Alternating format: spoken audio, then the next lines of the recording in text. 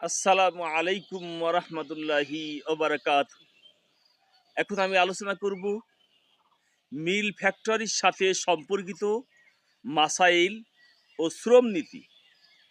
মিল ফ্যাক্টরির দুটো পক্ষ থাকে, এক নম্বর মালিক পক্ষ, দুই নম্বর শ্রমিক পক্ষ ও কর্মচারী পক্ষ। মালিকের জন্য শ্রমিকের কি করণীয় এবং শ্রমিক কর্মচারীদের জন্য মালিকের কি করণীয়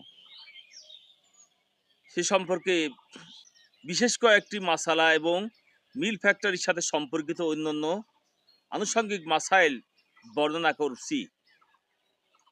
মালিক শ্রমিক মজুরদেরকে নিজের ভাইয়ের মতো মনে করবে। তাদের মজুরির মান হবে নিয়োগকর্তার জীবনযাত্রার মানের সমকক্ষ। উভয়ের মাঝে যেন আকাশ পাতাল পার্থক্য না হয়। এমনকি কৃপণতা বশত কোনো মালিক নিম্নমানের জীবনযাত্রা অভ্যস্ত হলে মজুরদেরকে সে মান গ্রহণের জন্য বাধ্য করার অধিকার তার নেই। তাদের দ্বারা এমন কঠোর কাজ করাবে না যাতে তারা অবসন্ন হয়ে পড়ে বা সত্তর ভগ্ন স্বাস্থ্য হয়ে যায়। কখনো এরূপ করার প্রয়োজন দেখা দিলে তাদের বাস্তব আর্থিক সহায়তা করতে হবে। মালিক ও শ্রমিকের মধ্যে একবার কর্মচুক্তি সম্পাদিত হওয়ার পর কাজ করা বা নেওয়া অসম্ভব হওয়ার মতো পরিস্থিতি সৃষ্টি না হলে, অর্থাৎ ওজোর বা বাধ্যবাধকতা না দেখা দিলে সেই চুক্তি বাতিল করার অধিকার কোনো পক্ষের নেই।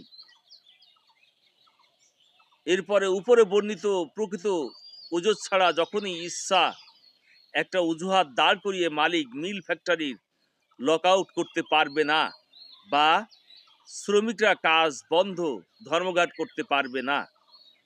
মাসিক বেতনের ভিত্তিতে বা দৈনিক ভিত্তিতে ডেইলি বেসিস বা কাজের পরিমাণের ভিত্তিতে সবভাবে শ্রমিক নিয়োগ করা যায়। শ্রমিককে মাসিক বেতনের ভিত্তিতে নিয়োগ করে থাকলে কাজ না নেয়ার দিনের বা ছুটির দিনেরও মজুরি তাকে দিতে হবে। মালিক মজুরি পরিশোধ করার যে সময় নির্ধারণ করেছে সে সময়েই মজুরি প্রদান করা আবশ্যক।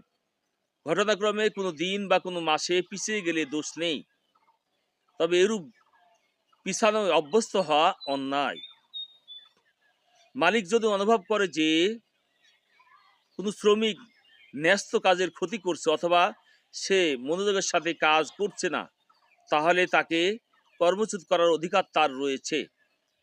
কিন্তু কর্মচ্যুত করার পূর্বে দুটো কথা জানা দরকার।